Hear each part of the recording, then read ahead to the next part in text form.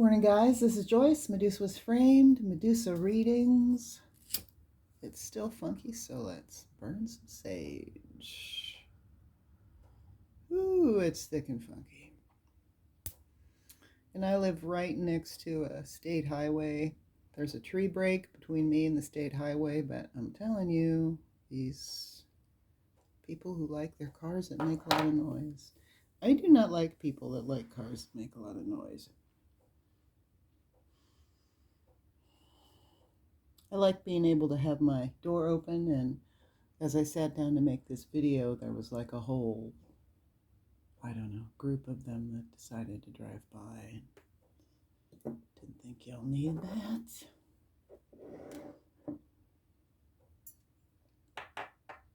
that. We're going to proceed today. Human Tuning by Dr. Beaulieu. I think this is installment 8. My coffee is black today.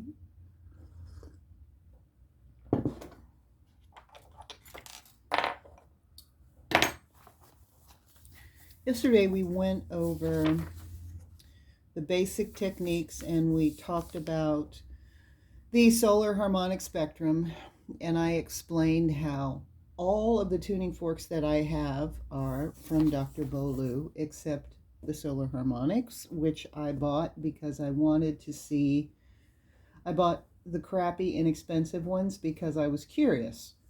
I was curious to find out just how different they are.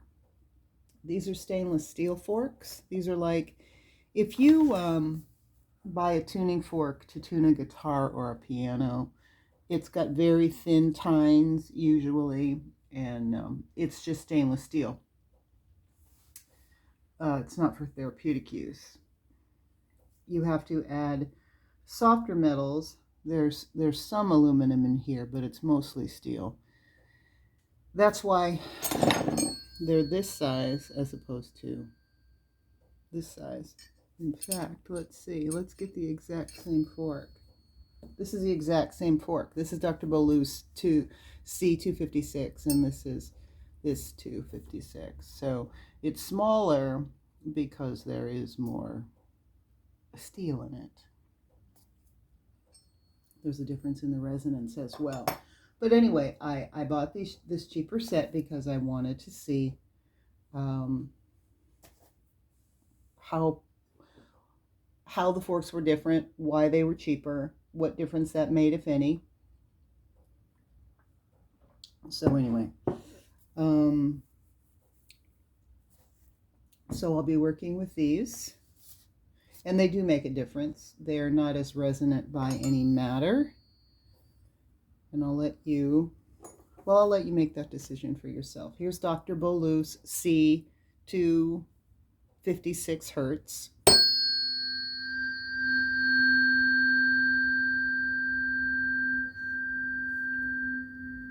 Okay, and here are the cheap and inexpensive C256 hertz.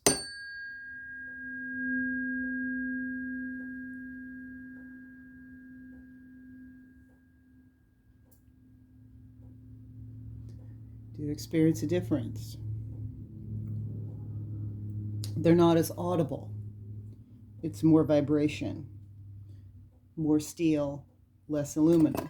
More aluminum creates more vibration between the tines, which allows more audibility.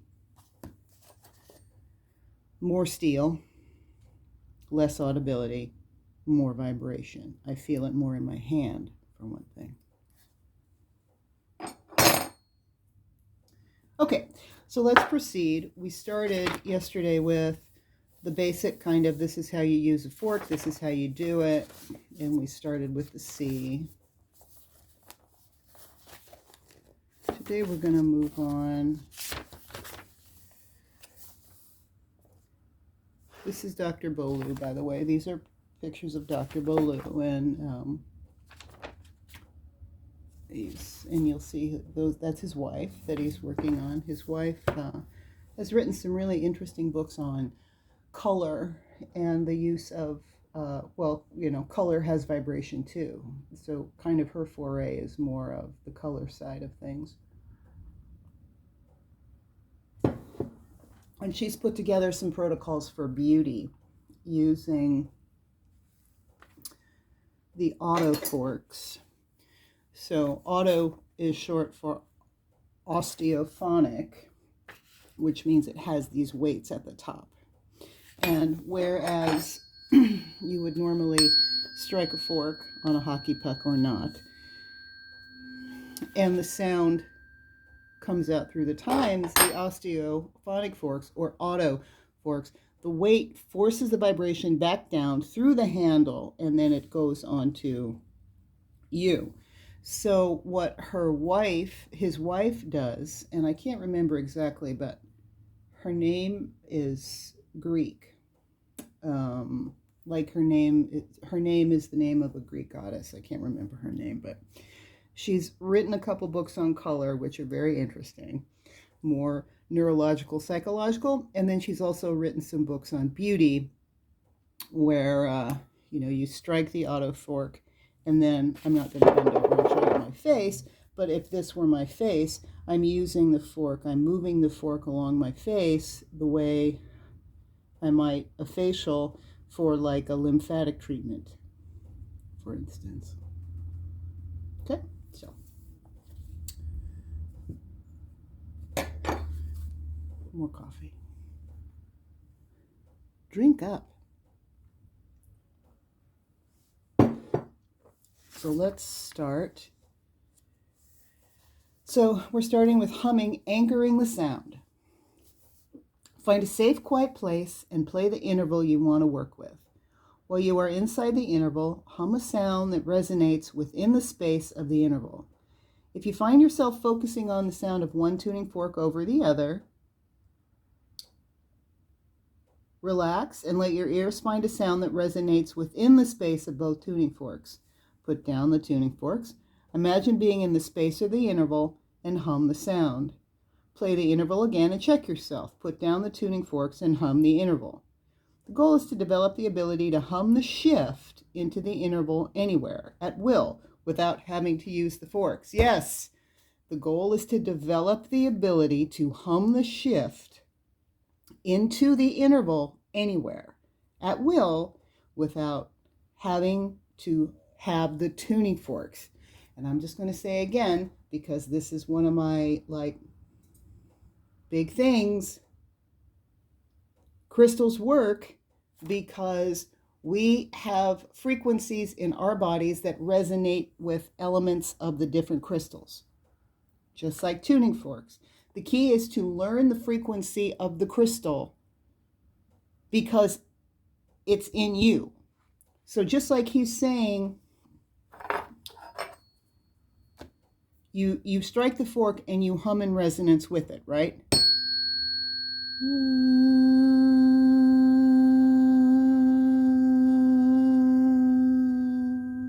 Right? You're using the fork as a tool to activate in you your own resonance to that.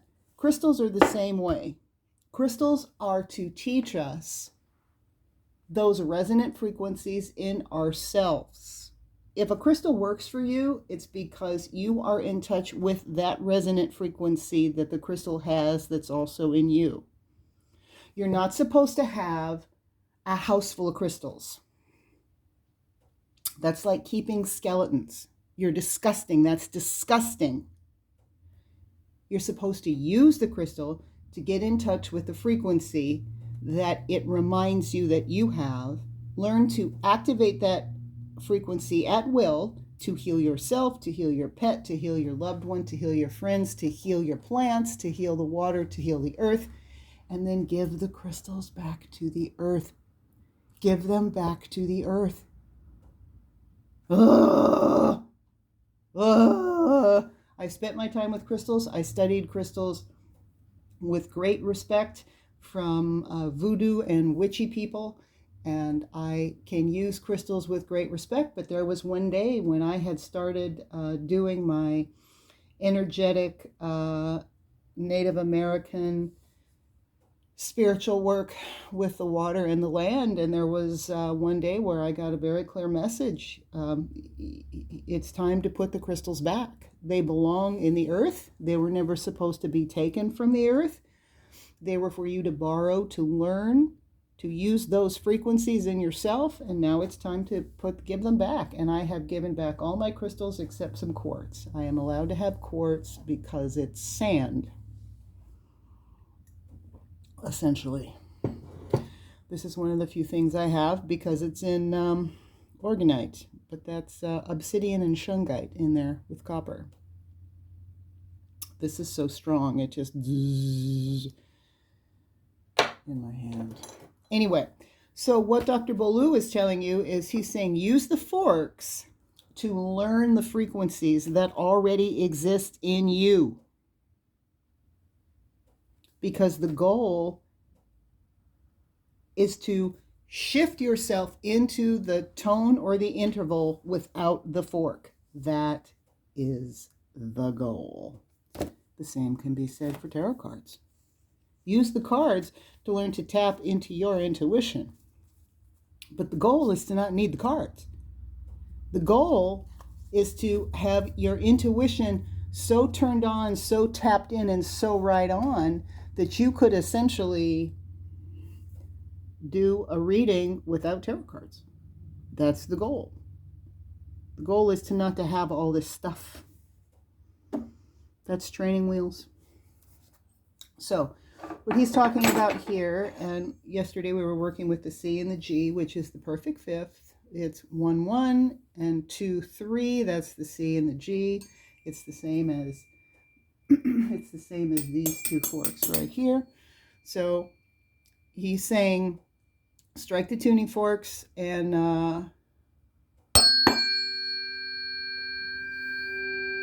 so you hear there are two tones. And what he wants you to do is he wants you to listen to the tone that they harmonize to create together.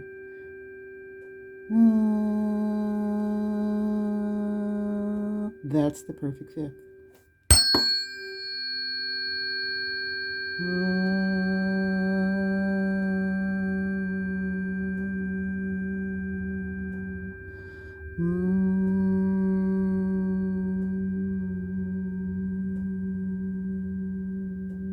That's the perfect fifth. Okay, let's move on. So, overtone tap. The second way to sound tuning forks is to tap them together. This method is to be used off the body. So, these work in the plasma and the ether around the body. Autos are used on the body, okay?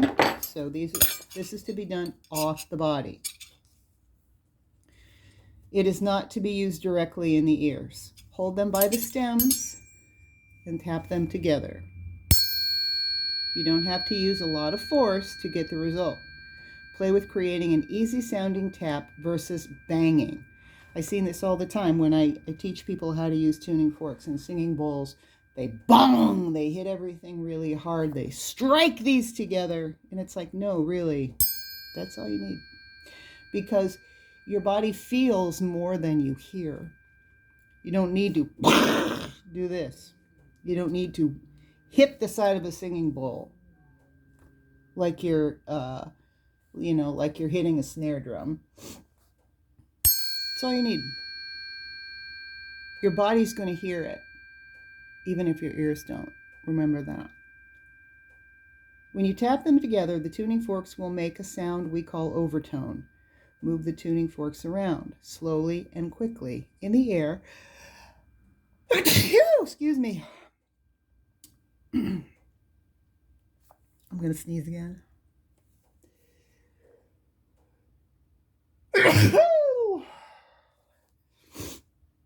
Move the tuning forks around quickly and slowly in the air and listen to the different tones as they get louder and softer.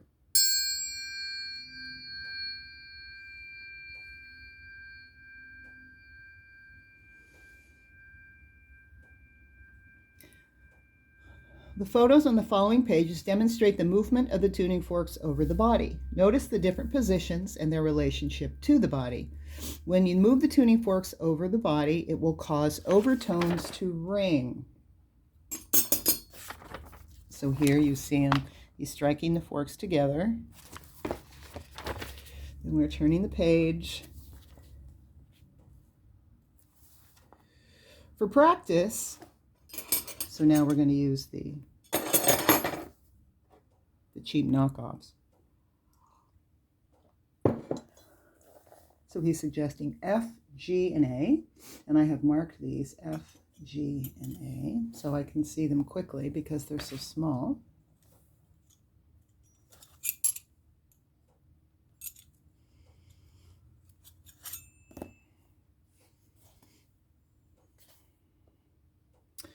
Hold them together in your left hand. Place the stems against your fingers. Allow them to stick out in different directions so they don't touch. Hold the C tuning fork, and when he just says C, he means C256. Hold the C tuning fork between your thumb and first finger in your right hand. Tap the F, G, and A tuning forks with the C256 tuning fork.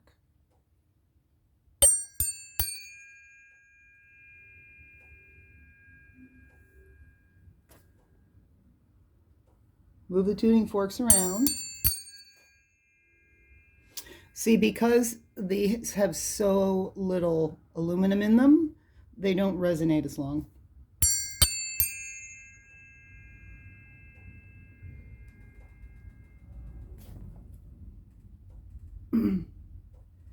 Move the tuning forks around slower and then faster, then listen to the different overtones. Try holding the F, G, and A tuning forks on the top and the C on the bottom. Move them around and move the C tuning fork in circles underneath the F, G, and A.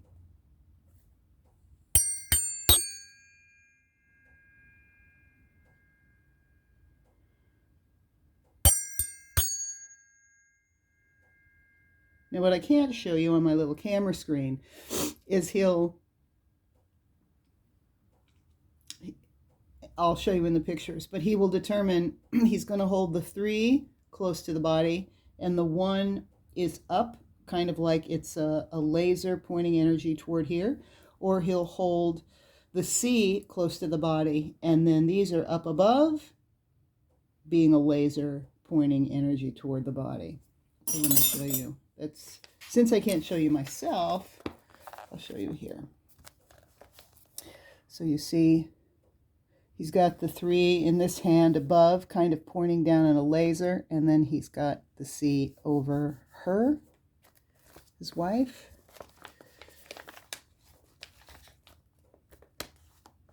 Here he's got it very low, down in her pelvic area, and these are pointing down.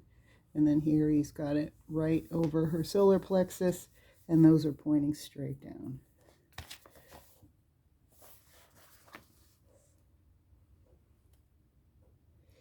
Here he's got 1 right over her heart center, and he's pointing 1 directly down. Here he's got 2, 1 and 1, making a chord that way. There are all different kind of ways you can make a chord with the tuning forks.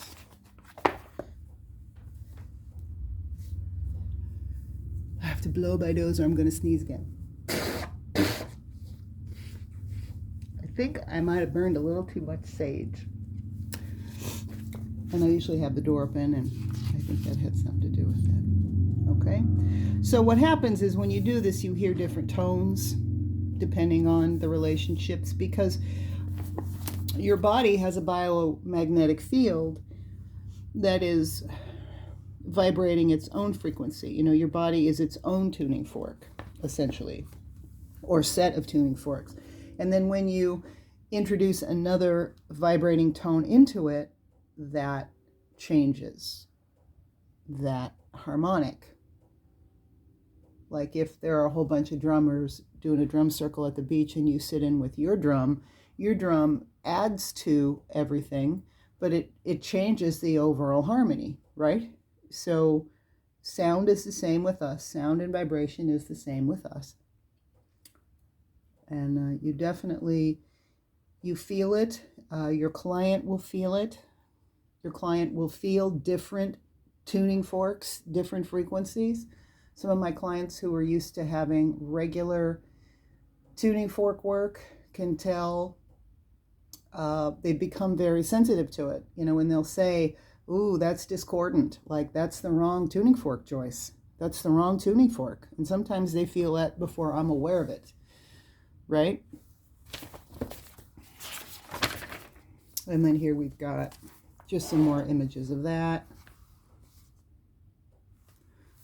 Here he's working on her throat area, lymphatic area. He's got one with the tines pointing down, and then he's holding one straight. These he's holding flat above. These he's holding like this, which is a great way that I love to use tuning forks, because they turn into pendulums and they start responding to the polarity coming out of the body. And then here's a real extreme one where he's got one pointing down and one pointing down at an angle, but both are focused on that chest area, heart chakra area. Visualization. Visualization is the act of intention for the sound.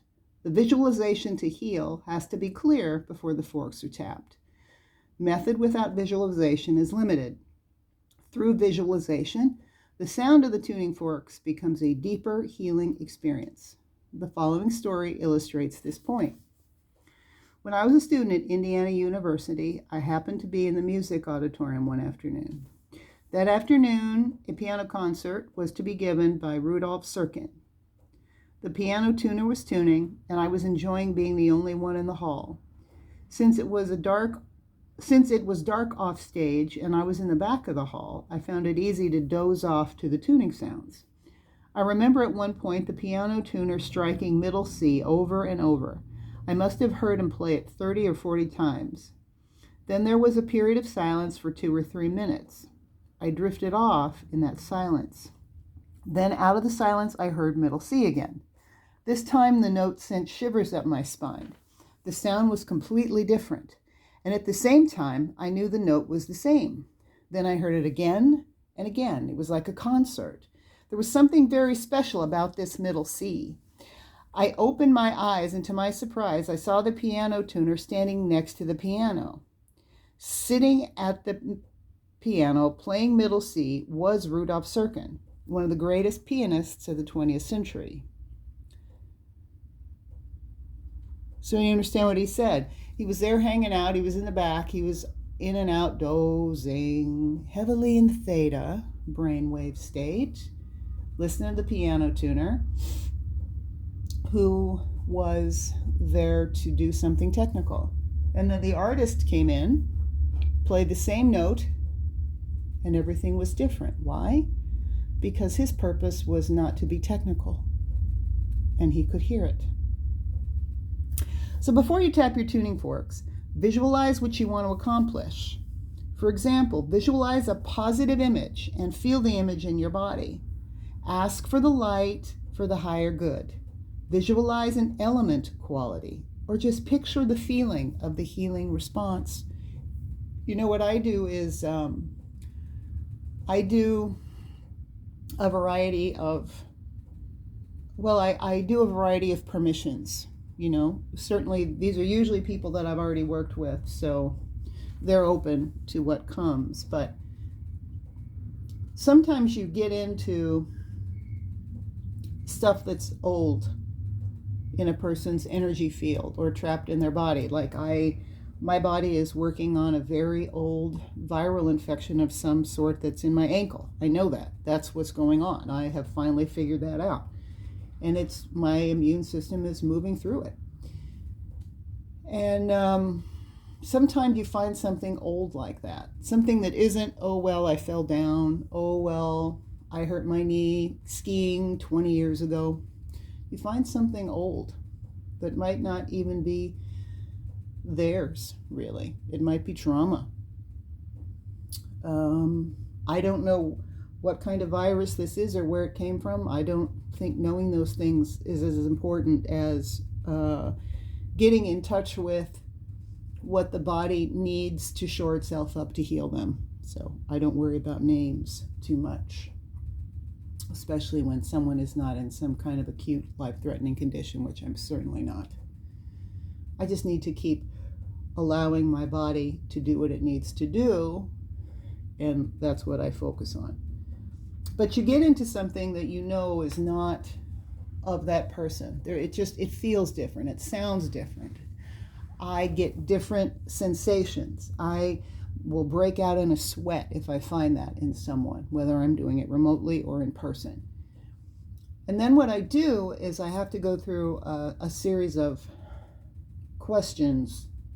It's kind of like a hostage situation, you know, if there's something toxic in your body, whether it's a bacterial infection that you might have picked up by something you ate, or swimming in water that was not very clean. I grew up swimming in ditches and stuff because I grew up with a farm. That could very well be where this came from, you know, 60 years ago, who knows. That stuff's used to being there. It's used to hiding.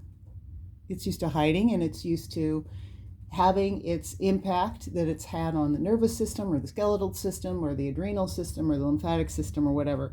And all of a sudden you're waking up something, a sleeping giant that doesn't want to be awakened, right? And when you get to that stuff, it's really important that you realize the power of what you're dealing with. I mean, it's really important. Because if you activate something that is not ready to be seen or activated, what you can do is your activation can turn into this massive reaction in your client or your loved one or your pet. It's like the virus or whatever it is gets mad. Oh, I'll show you.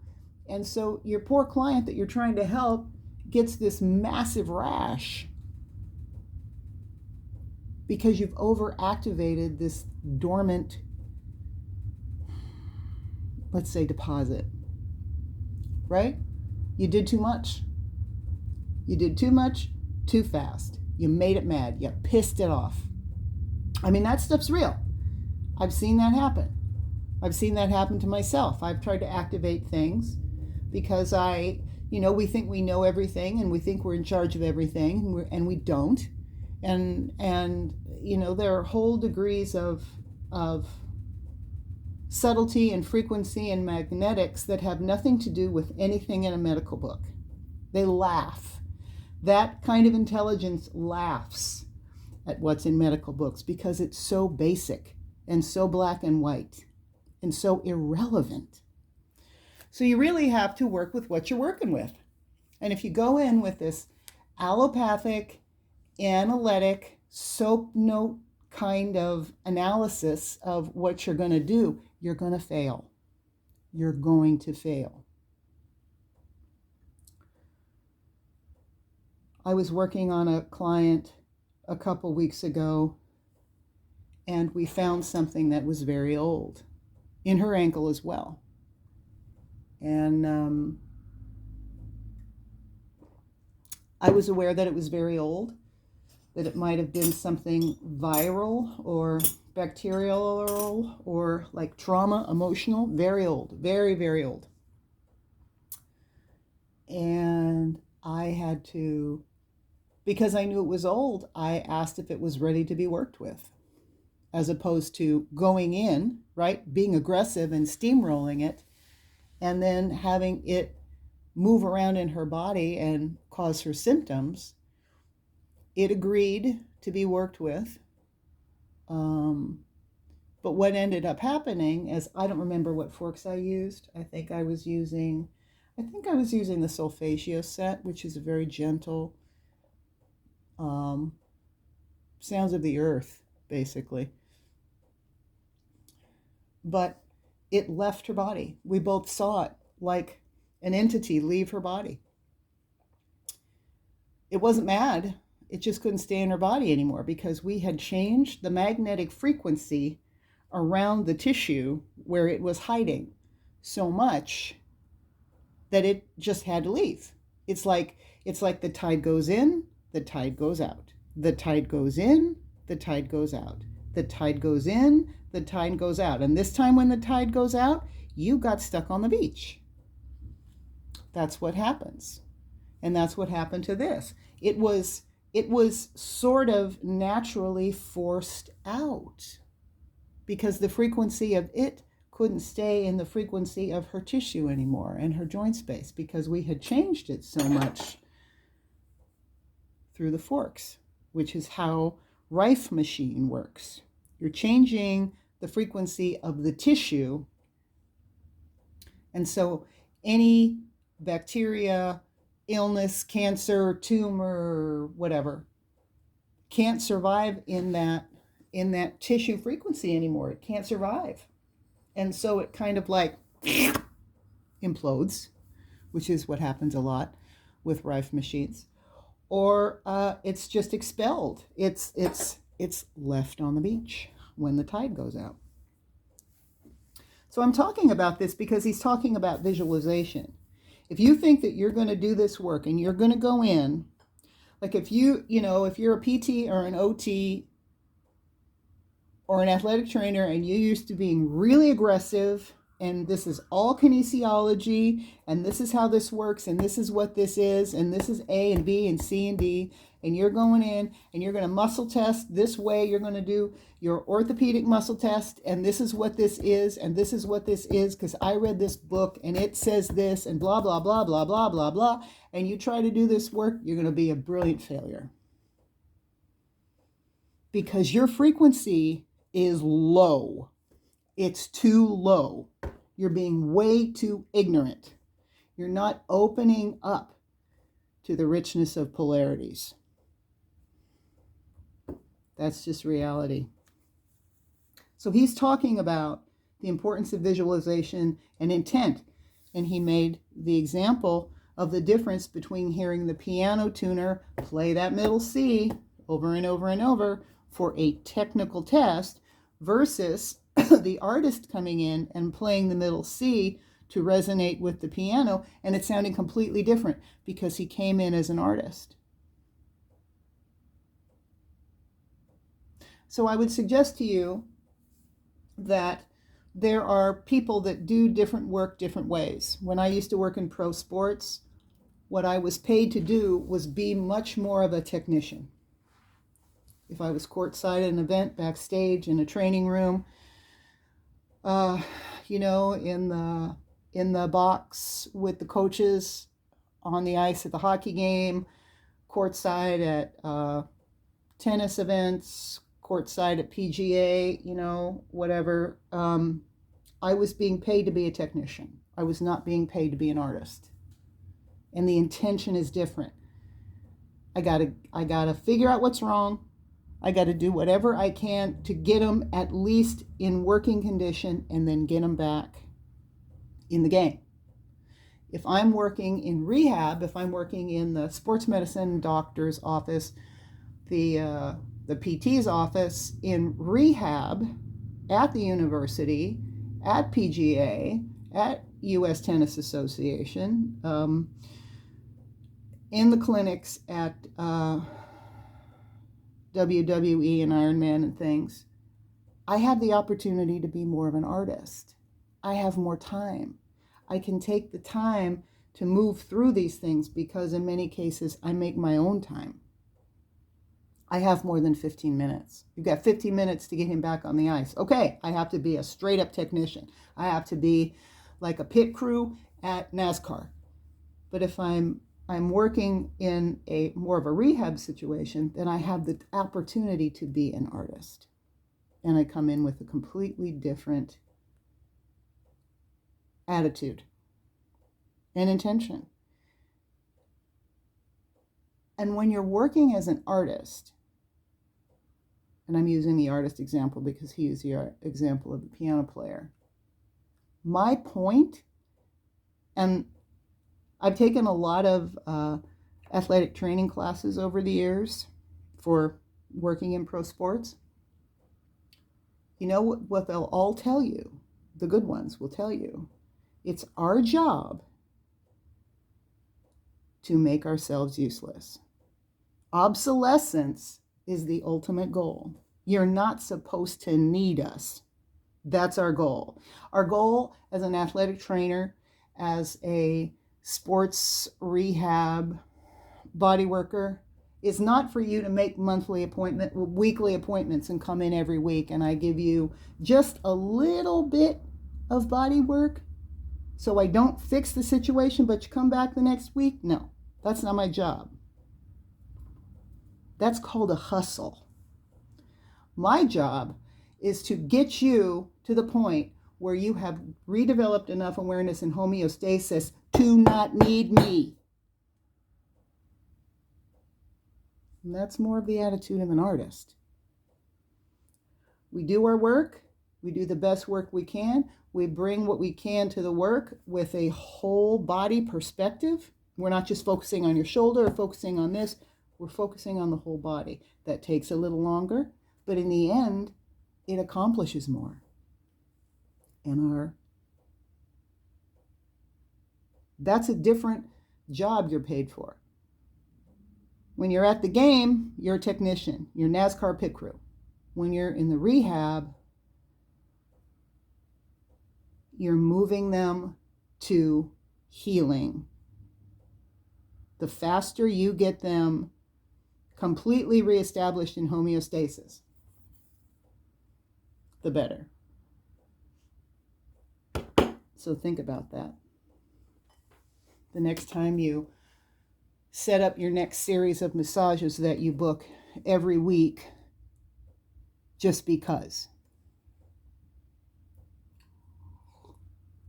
If you like a massage every week, that's fine.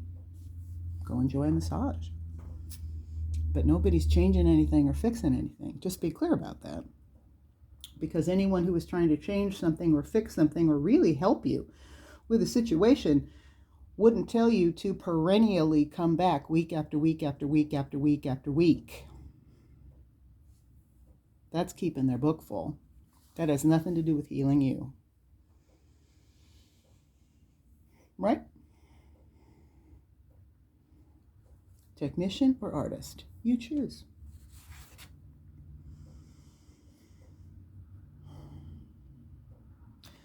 So you get your tuning forks ready. You visualize what it is you want to accomplish.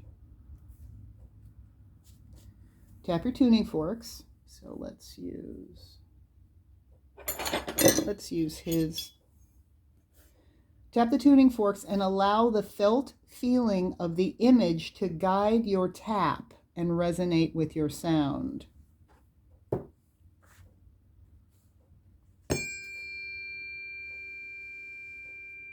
So what I do is, you can't see, but I hold these up to my ears. So tap, I hold them up to my ears and I let that feeling move into me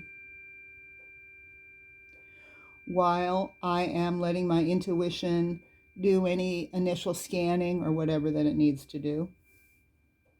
And then at one point, you want to switch. You have the C on one ear and the G on the other, and at one point you want to switch them to the other ear.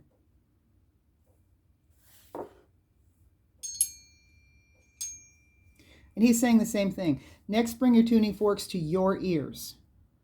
Then ring them again and move them over the body.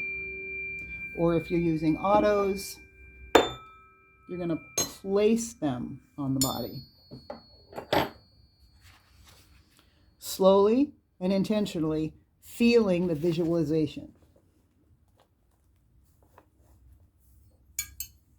Reception. Allowing the sound to shift your vibrational state of being. Reception is the act of relaxing and preparing yourself or someone else to better receive the sound of the tuning forks. A simple way to understand the need for reception is to imagine a tense person trying to listen to a concert. The sounds are coming in them, and with good technique and visualization. However, they are not being fully received due to an inner tension. Over time, the sound may relax, and the tension may lead to greater receptivity.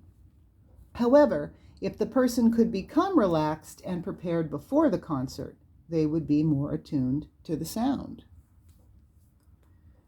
In the healing arts, there are many ways to create reception. Here are a few ideas. For self-healing, before you work with tuning forks, sit in a safe place. Next, close your eyes and take a few deep breaths. Allow your thoughts to come and go without focus. If necessary, stretch or tighten a muscle group and then relax. That's the whole premise of somatics, which I think is the greatest way to exercise. Yoga is not for everybody. Going to the gym is not for everybody. Running is not for everybody. But somatics is gentle and effective. And that's what it's based on. It's on flexing and releasing muscle groups, which you can do sitting down, laying down, wherever you are. Do this for several minutes and then tap the tuning forks. It moves your blood, it moves your lymph, it realigns your nervous system. It turns your brain on to areas where you might have some kind of nerve impingement. There might be swelling that's affecting neural responsivity. But if you work on that, if you flex, if you tense and then release a muscle group, you feel that blood and lymph move through, and that makes you more aware of each joint space. And then you just do that and you learn. When working with another, any bodywork method can prepare them for reception. A simple method with the person sitting up is to hold the forehead in one hand and the back of the head in the other. Take a breath and just imagine energy pulsing between your hands. Do this for 2 to 3 minutes, then use the tuning fork. So here's Dr. John doing that with his wife. You know what? I think Theta is her name, actually. I can't remember. Thera or Theta. I don't know if she is Greek, but her name is like a Greek goddess. It's a Reiki position, polarity therapy position, cranial sacral position. With the person laying down, cradle their head in your hands. Make sure they're comfortable and that their head is snug and comfortable in your hands. Do this for 2 to 3 minutes, then use the tuning forks. So you see now he's got her laying down. He's sitting behind her, and he's got a tuning fork on either side. So if you're doing this, you don't want to do this right in someone's ear. That's horrible, or anywhere near their head. You would be better off hitting, this is called your thenar eminence. You'd be better off hitting that using a hockey puck if you have it, or I use my hip or my knee all the time while I'm working. If I'm sitting down, I use my knees. After a bodywork session, when a patient is already in a relaxed state, you just need to let them know that you are using the tuning forks. This is because the sound may shock them if they're not properly informed. Say something like, "You'll be hearing a sound." Just allow your body to relax deeply into the sound and learn what it has to teach you for your healing. If you're using the tuning forks for a psychotherapeutic situation, guided imagery is an excellent method. A few words may work. For instance, you might say, "Close your eyes and relax." Imagine sitting against an old tree on a mountainside on a clear day. Take a deep breath and listen at some very special birds as they bring you sound. Let's stop there today because we're going to get into explaining the whole solar harmonic section and the intervals, where we go into all the forks and how to use them together, and that's a whole nother thing. So we'll do that tomorrow. Solar harmonic spectrum intervals. All right, cool. That was a lot today. You heard me on my soapbox about several things. I have several soapboxes I stand on. All right. I hope you have a good Saturday. This is Joyce at Medusa was Framed, Medusa Reading. Saying ciao, aloha.